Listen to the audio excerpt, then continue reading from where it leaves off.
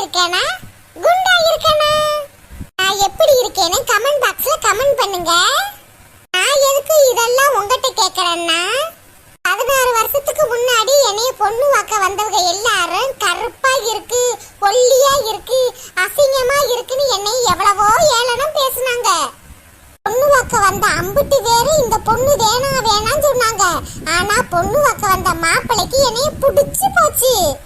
இந்த பொண்ணையே நான் கல்யாணம் பண்ணிக்கிறேன்னு எங்க அம்மா அப்பாவோட சம்மதத்தோட கல்யாணம் பண்ணிக்கிட்டாரு. இந்த ஒரு காரணத்துக்காக இன்னும் எங்களை அவங்க குடும்பத்துல சேர்த்துக்கிறலங்க.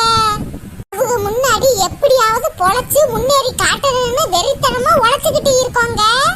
பிள்ளைகளை ஸ்கூலுக்கு அனுப்பி விட்டு வீட்டுக்கார வேலைக்கு அனுப்பி விட்டு நான் வீட்டுல சும்மா தானே இருக்கேன். அதான் ஒரு சின்ன கடையை ஆரம்பிச்சு பிசினஸ் ரன் ஆகி போய்கிட்டு இருக்குங்க.